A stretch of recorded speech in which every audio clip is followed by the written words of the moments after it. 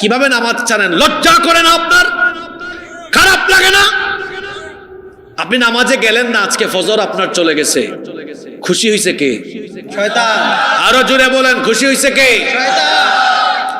হায়া শরম কিছুই নেই আপনার মধ্যে। প্রতিদিন আপনি শয়তানের গোলামি করে, শয়তানকে খুশি করে আপনি দিন শুরু করেন। আপনার কি লজ্জা লাগে না? খারাপ লাগে না? আমরা যখন নামাজে যাই না, ইবলিস তখন কি করে? আল্লাহর রাসূলের হাদিস শোনেন। আল্লাহর নবী বলেছেন, যখন কোনো ব্যক্তি আল্লাহ তাআলাকে সাজদা দেয়, ইতাজালা শাইতানু ফায়াবকি, শয়তান ওই ব্যক্তির সাজদার দৃশ্য দেখে তার কাছ থেকে দূরে চলে যায়। অতঃপর নামাজি ব্যক্তির নামাজের সাজদা দেখে সে কান্না করে। এই হাদিস আমাদেরকে কি বার্তা দিল? আমরা নামাজে গেলে ইবলিস কাঁদে, আর নামাজে না গেলে ইবলিস হাসে। কথা বুঝে থাকলে একজনও চুপ থাকবেন না, সবাই বলেন তো দেখি, আমরা নামাজে না গেলে ইবলিস হাসে না কাঁদে? আসে। আর আমরা নামাজে গেলে ইবলিস।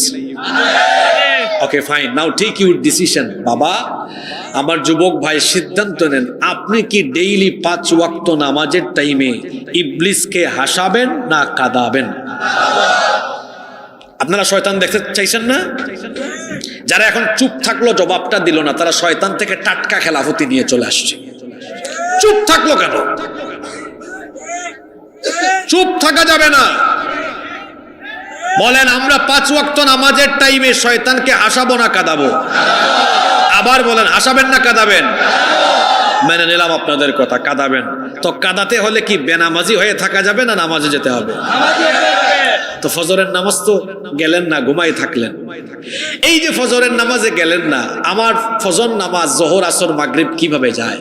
আমার জাতীয় কবি কত সুন্দর করে বলেছেন, ঘুমাইয়া কাজা করেছ ফজর, তখনও জাগনি যখন জোহর, হেলায় খেলায় কেটেছে আসর, মাগরিবের ওই শুনিয়া যান, এখনো জামাতে হওরে শামিল, এখনো এর সাথে আছে স্থান, বাজিছে দামামা বাদ্রে আমামা, শির উঁচু করি মুসলমান, দাওয়াত এসেছে নয়া জামানার, ভাঙা কেল্লা উড়ে নিশান। কি বাস্তব কথাগুলো কবি বলেছেন। আমি এজন্য কবি নজরুলকে পছন্দ করি। ঘুমাইয়া কাজা করেছো ফজর, মুয়াজ্জিন সাহেব বললেন, আসসালাতু খায়রুম মিনান নাওম। কি সুন্দর ডাকলেন। বান্দা ঘুমিয়ে আছে, উঠো, ঘুমের থেকে নামাজ উত্তম। শয়তান এসে বলে, ঘুমা, নামাজের টাইমে ঘুম উত্তম। যে ব্যক্তি ঘুমালো সে শয়তানের গোলাম, আর যে অজু